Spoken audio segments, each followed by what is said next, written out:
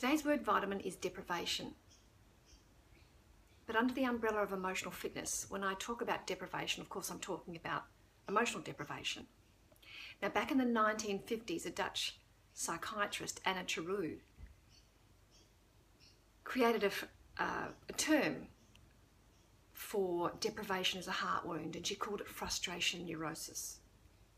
In relationships, this frustration neurosis where feeling emotionally nourished just doesn't ever seem to be an available option.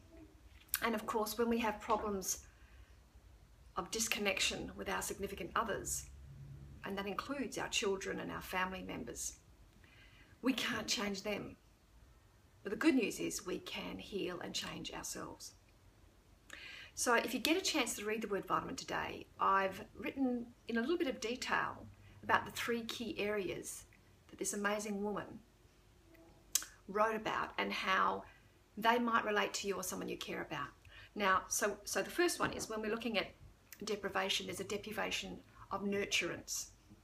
So in formative years, the child, and that might be you and me, I've had all 3, so I've had to do a lot of work on healing all 3. But deprivation of nurturance can show up in adult life in relationships where people need a lot of touch. They need a lot of tender touch, a lot of safe touch, and that also goes with eye contact. They need soft eyes, eyes where they can actually see an open heart, and tender tone.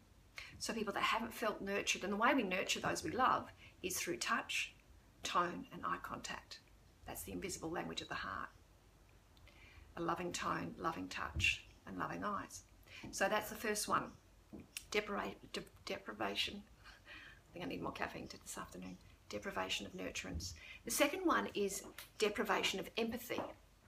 Now, those that grow up in an environment, an emotional environment where there's no one empathetic, you let somebody know you've got a problem and they go, oh, you know, buckle up, drink a cup of concrete, you know, you think you've got problems, you should, you know, when I was a kid, that kind of, there's no empathy, it's all about the other person. They have no room to be emotionally available for anything you're struggling with. Now, the way that shows up in adult life is a need to be seen in ways where, and you know, a lot of actors, some of my clients are actors, and, you know, when we trace back the thread of, you know,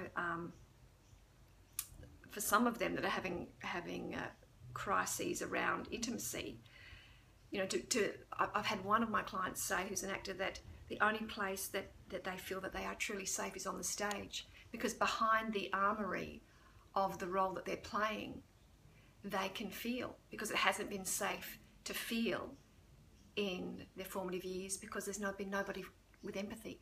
So the way that can show up is, as I said, the need to be seen, you know, to be on the stage. For me, I like to be seen on the page. And also too, the connection here for many of my clients that struggle with the written word, or that actually would prefer to receive this visually and orally rather than through the written word. And I like a connection. I like to be seen and to see into the hearts of others, the language of the heart. And I hope through these word vitamins that you can see that as unpolished and as wiggly as the camera is, and as much as I stumble over my words, I'm coming not from a script, but from a place of heart. So the second form of deprivation is through empathy, and the last one is through a lack of protection.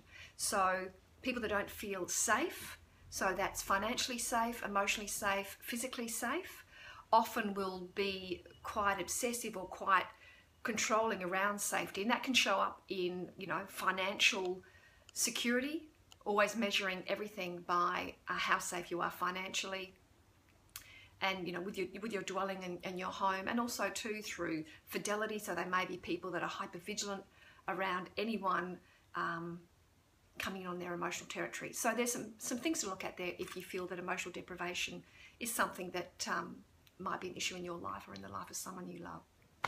Hope I didn't ramble too much. Mwah. Lots of love. See ya.